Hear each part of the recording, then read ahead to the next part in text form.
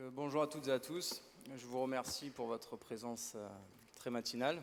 Nous avons un vrai problème en France, je crois, c'est qu'on ne sait plus débattre. Sur les sujets importants pour notre pays, on n'est plus capable de débattre de façon calme et dépassionnée. Alors je vais prendre l'exemple du débat sur les questions migratoires, où l'on est focalisé, crispé même sur l'immigration, qui est un sujet tout à fait important et dont il faut débattre, mais on ne parle que d'immigration et jamais d'émigration, donc en un seul mot. Donc on s'intéresse à ce qui entre, on ne s'intéresse pas à ce qui sort. Pour moi, c'est un peu comme si un économiste jugeait le niveau d'importation d'un pays indépendamment de celui de ses exportations. Donc c'est à mon sens un débat tronqué car incomplet. Donc pendant les 9 minutes qui nous restent, je vais essayer de vous convaincre qu'ajouter à ce débat l'immigration est important pour notre pays. Donc tout d'abord, il me semble important de replacer ce débat dans le contexte international actuel, qui est en une phrase celui d'une accélération des flux migratoires entre les pays de l'OCDE. Avant, on n'était plus sur des flux de population que l'on connaît, donc des pays du Sud plutôt pauvres et en développement vers les pays du Nord industrialisés. Aujourd'hui et demain, on aura de plus en plus de flux de population intra-OCDE, voire à destination des pays émergents comme les BRICS par exemple. Donc ça, pour faire vite, ça s'explique par le fait que l'accélération des échanges mondiaux depuis une vingtaine d'années s'est accompagnée d'une intensification de la concurrence entre les États, concurrence qui porte aussi et de plus en plus sur les travailleurs du savoir. Donc, alors ça c'est pas moi qui le dis, c'est l'OCDE, dans son dernier rapport sur l'immigration internationale, rapport qui dit que les pays donc dits riches auront dans les années à venir à gérer l'immigration tout autant que l'immigration. Donc ce sujet est identifié au niveau de l'OCDE comme majeur dans les années à venir. Alors du côté de la France, c'est un peu différent, c'est même bien différent, puisqu'on ne parle pas d'émigrés. Les services de l'État parlent de Français de l'étranger, de ressortissants français à l'étranger ou d'expatriés. Alors ce n'est pas vraiment des synonymes, puisque ce sont des notions qui englobent par exemple des étudiants en échange. Donc on est plus sur quelque chose qui relève de l'expatriation temporaire, et donc ça ne permet pas de mettre en évidence un enjeu majeur. Donc on ne parle pas d'émigrés, on ne les compte pas non plus, parce qu'il n'y a pas de comptabilisation officielle. Pourtant on sait que la France est un pays où la statistique est reine, et si l'on considère que l'on ne compte que ce qui compte, ben on est obligé de traduire ça par un relatif désintérêt pour cette problématique. Donc malgré ça, j'ai fait des recherches dans le cadre de mes travaux pour la Fondation pour l'innovation politique, donc pour laquelle je rédige actuellement une note sur ce sujet.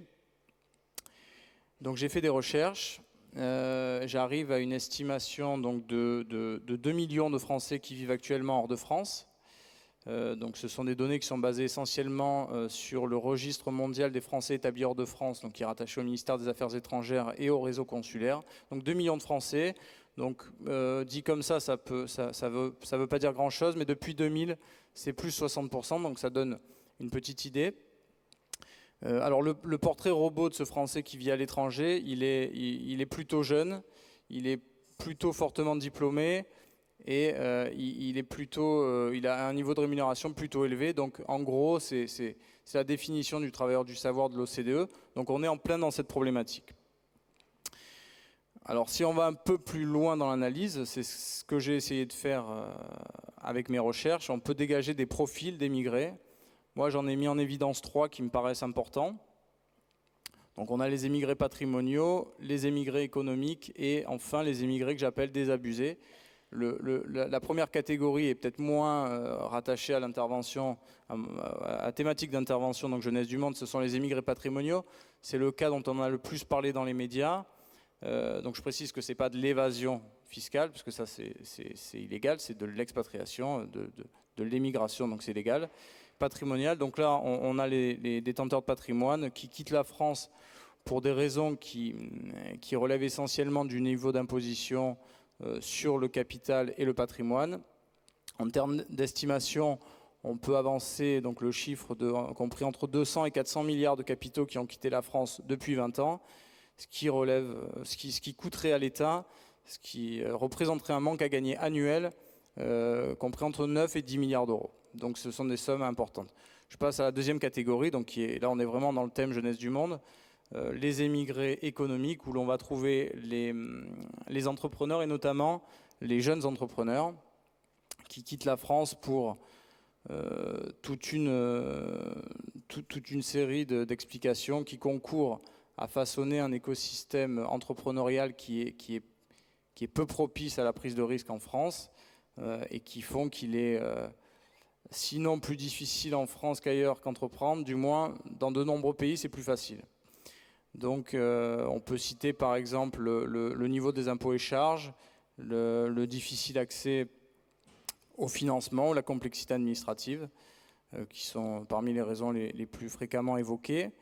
En termes d'estimation, donc selon les données du ministère des Affaires étrangères, on arrive à 75 000 Français qui actuellement seraient à la tête d'une entreprise de 10 salariés ou plus.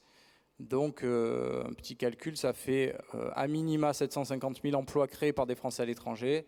Et si on en croit d'autres données, d'autres estimations, on est plus autour d'1 million. Alors, ça ne veut pas dire que s'ils étaient restés en France, ils auraient créé autant d'emplois, mais ça donne quand même une idée de l'ampleur.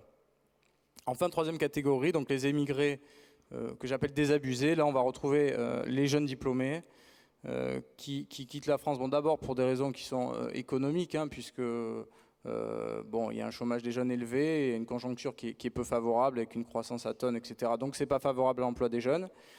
Mais il y a des raisons qui sont plus structurelles aussi et qui, mises bout à bout, nous donnent la définition d'un État qui semble sclérosé et plus tourné vers son passé que vers son avenir. Donc on peut citer le poids écrasant des diplômes, l'élitisme français ou encore l'ascenseur social qui fonctionne plus très bien.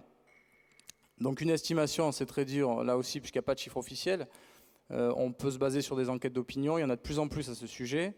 Par exemple, le baromètre des jeunes diplômés, donc une enquête faite par l'IFOP pour Deloitte chaque année, où 27% des jeunes diplômés déclarent vouloir quitter la France pour trouver leur premier emploi. Là encore, seul, ça ne veut pas dire grand-chose. L'année d'avant, c'était 13% pour la même question.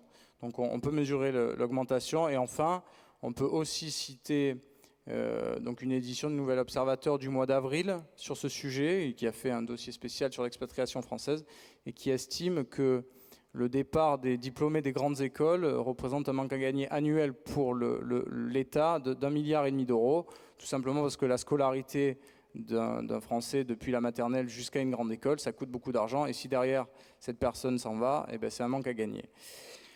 Donc pour toutes ces raisons, je peux dire, et je crois que parler d'immigration est important. Donc les conséquences pour notre pays sont importantes, économiques mais aussi morales. Donc j'appelle à la prise de conscience et au renouvellement du débat sur les questions migratoires pour qu'enfin on puisse établir une politique migratoire qui réponde davantage aux besoins de notre pays. Mais pour ça, encore faut-il prendre en compte tous les aspects du phénomène. Donc pour conclure, donc le progrès c'est nous, en l'occurrence pour moi le progrès donc ça serait donc de renouveler le débat sur les questions migratoires en ajoutant la dimension émigration.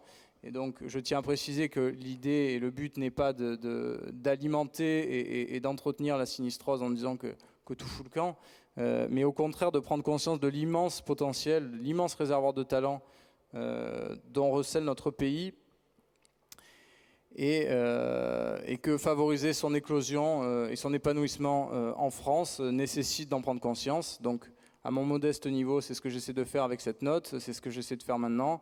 Donc j'espère que l'idée continuera à circuler. Si vous avez été convaincu, faites-le de votre côté. Voilà, je vous remercie en tout cas de m'avoir écouté.